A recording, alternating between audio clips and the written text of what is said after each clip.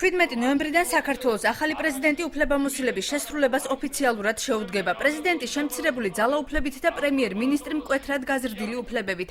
ექსპერტების აზრით, თეორიულად ქვეყნის დემოკრატიული განვითარებისთვის საუკეთესო მოდელია. იურიდიულ მეცნიერებათა დეპარტამენტის პროფესორის ნუგზარ ფუტკარაძის განმარტებით ნორმატიული აქტით, რომელიც 2010 წელს მიიღეს პრეზიდენტს აღმასრულებელი სისტემა მთლიანად ჩამოშორდა, თუმცა მისი აზრით მთავრობის როლის გაძლიერება ამავე დროს რისკის შემცველიცაა. პრეზიდენტს ჩამოშორდება მთლიანი სისტემა აღმასრულებელი ხელისუფლებასთან დაკავშირებული.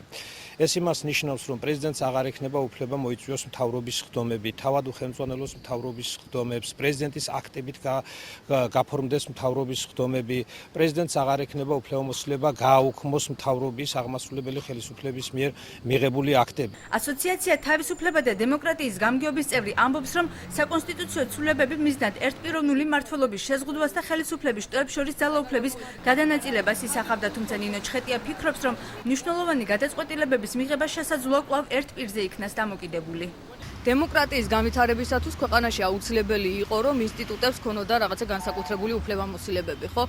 ასეთ შემთხვევაში ის ვითარება, რომელიც ახლა არის შექმნილი, კვლავ აჩვენებს იმ ძალიან მნიშვნელოვან მახინჯს, ასე ვთქვათ, გარემოებას, რომელიც წლების განმავლობაში იყო ქვეყანაში. პრეზიდენტობის კანდიდატი, რომელიც ბიძინა ივანიშვილის მიერ შეთავაზებული იქნა პოლიცსაბჭოზე, ერთხმად იქნა მათი მხრიდან მოწონებული. ვფიქრობ, რომ ამ შემთხვევაშიც გარკვეულწილად იქნება ეს, ასე ვთქვათ, აბსოლუტური თანხმობა პრემიერის მიმართ კონკრეტული კანდიდატის მხარდაჭერის თვალსაზრისით და არ ამგონია, რომ შიგნიდან უმრავლესობაში კონკრეტული პოლიტიკური სუბიექტებიდან ან ცალკეული დეპუტატების მხრიდან რაიმე ხასიათის უკმაყოფილება იქნეს გამოხატული.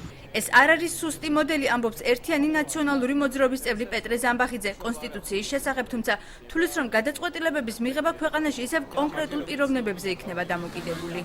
აქ ძლიერ პრეზიდენტსა და უფრო დიდი უფლებებით აღჭურვილ პრემიერს შორის კი არ არის განსხვავება და ამაზე კი არ არის საუბარი. მე ვფიქრობ, უფრო სერიოზული საკითხია თვითონ ამ ადამიანებს ვინ მართავს, ხო? ფაქტიურად გამოდის ისე, რომ დღევანდელი კოალიციის ლიდერი იქნება მართველი ამავდროულად. ყოველ შემთხვევაში ესეა დაანონსებული და თუ ეს ესე იქნა, რა თქმა უნდა, ეს არ იქნება თვალს სწორი და სამართლიანი და კონსტიტუციური. ბიძინა ივანიშვილი რამდენიმე დღეში ახალ პრემიერ-მინისტრს პოლიცსაბჭოს წარუდგენს. როგორც ექსპერტები ამბობენ, ის იქნება ქვეყანაში ყველა მნიშვნელოვანი გადაწყვეტილებების მიმღები, როგორც საშინაო, ისე საგარეო საკითხებში.